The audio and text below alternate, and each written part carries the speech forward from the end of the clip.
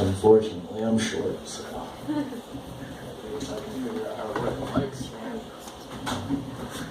Alright. So, alright everybody. My name is JC. If you know me, most of you probably know me from my stand-up. But a lot of people don't know that I'm also actually really passionate about something else, and that's actually poetry. And if it's okay with you guys, I'd like to do a little bit of spoken word poetry, if that's all right. I'll get to the comedy in a minute, but I kind of want to open with a love poem, if that's okay. Okay.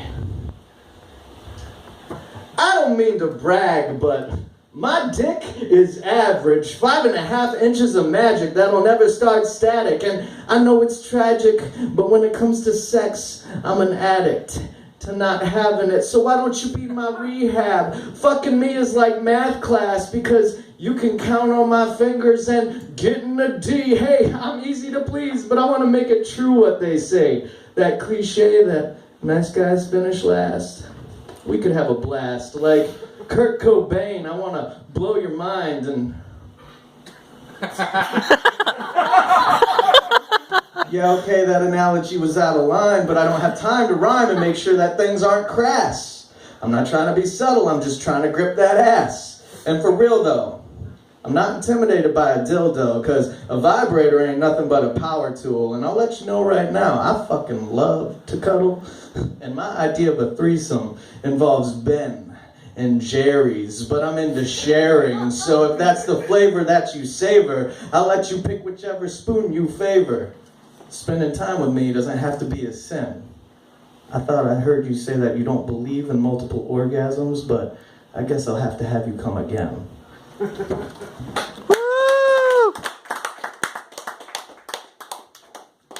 That was a love poem.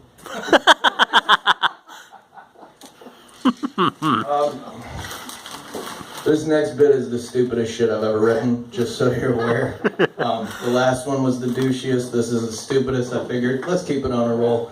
I'm not big into impressions, usually. I feel like it's usually a kind of a low form of comedy. That being said, I do my droopy dog impression, but I've been working on a new one, and it's a little more avant-garde. I'm gonna need crowd work. Corey, is it okay if I use you? This is my impression of Corey if he was a dolphin.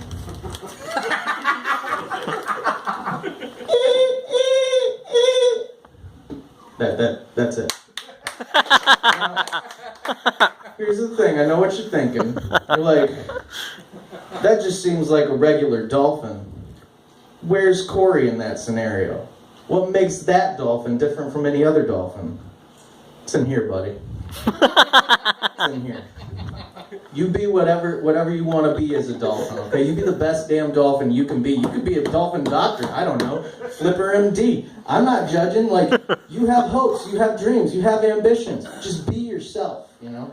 That's something my grandfather actually instilled in me at an early age. He always told me to be myself, which for me was not the best advice. But for you, Corey, I mean, hell, do what you do, man.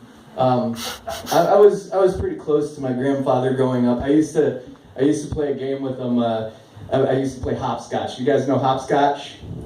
That's when I get him super drunk and I hide his prosthetic leg. I'll let this sink in for a second. If he could catch me without spilling the contents of his lowball glass, he wins.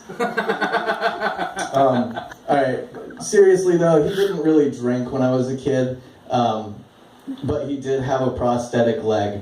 And when I was super angry, and sometimes he'd fall asleep with it on, and when I was super angry at him, sometimes I'd just turn it around in his sleep, and he'd just spend all day walking in circles. I don't have to spoon feed, you guys get it. I mean, it is what it is. Let's see, I got some, let's see where I'm at. Alright, okay. I'm actually, I'm trying to be a little more ambitious, trying to make something more of my life. I started a clothing company. It's a hemp-based clothing company for hippies. I call it, it's 420 friendly. I call it hashtags. I also recently started I started a petition to change the name of the online sex offender registry to Wikipedophile. And I was picking up a little bit of steam. I'm feeling pretty good on that one. I don't know. Any of you guys particularly religious or spiritual? Anybody? Yeah? Alright, I'll take a nap. That'll make the joke work, I guess. Cool. Yeah, I used to be super religious, actually. But I had a problem. I used to fall asleep in church all the time. And so I had this thing that I figured out. I was like, well, I'll just pretend like I was praying if I get caught. And if like somebody taps me on the shoulder, I'll just yell, "Praise Jesus! Praise Jesus! Hallelujah!" And that's how I got kicked out of the Satanic Temple. I like to think that, what if I wonder about religion sometimes. Do you think that Jesus had any, like, followers with a perceived food allergy? Like, at the Last Supper, Jesus is just like, "This wine is my blood. Drink of my blood and be one with me. This bread is my body, broken for you. Eat of my body and be one with me." And then, like, Peter's in the back, and he's like, "Jesus, is your body gluten-free? Because I'm not really allergic, but it really, like, gums up my intestines. I just..." That joke didn't work as well as it did in my head, but I thought it was funny, so... Cool.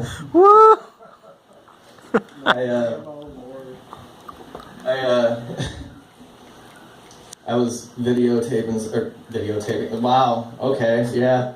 I'm almost 30. Can you tell? Videotape. I was videoing you guys with my newfangled camera phone, and I started noticing a little bit of dust. I believe paranormal investigators call that orbs, and it kind of got me wondering. You guys believe in ghosts? Anybody believe in ghosts out there? Yeah? You do? See, I'm a skeptic myself. I'm personally a skeptic, but you know what I do believe in? The comedic value of Ghost Adventures on Travel Channel. It is the worst show and the best show at the same time. I love it because, like, all the other shows, they're kind of calm and cool about it. They're just like, "If there's anybody here, please make your presence known." However, the host of Ghost Adventures is like, "You want to push someone? Push me, bro! Push me! I'm right here!" Like he's gonna pick up EVP of like some crusty old ghost going like, "Bring it, pussy." Like, "I died of tuberculosis, but let's see what you got."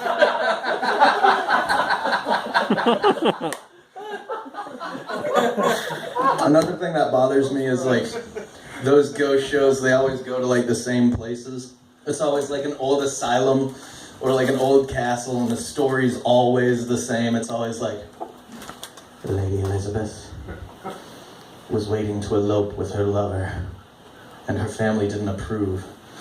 And she saw his boat coming in, and she ran down the stairs in her white wedding dress and fell to her death. They say, to this day, on moonlit nights, that you can see her wandering the halls of Douchington Manor with a lantern in her white wedding dress. I'm like, that's well and good, but it's kind of boring at this point. Like, why don't they go to like modern haunted places? Like, I'd love to see Ghost Adventures, like, go to like a strip club and be like, they say that Mercedes-Benz had been working a late night shift when she slipped in a puddle of KY jelly left from a bachelor party the night before and broke her neck. On nights of dollar drafts, you can see her wandering the halls her favorite G-string and pasties. We must placate the ghost by making it rain.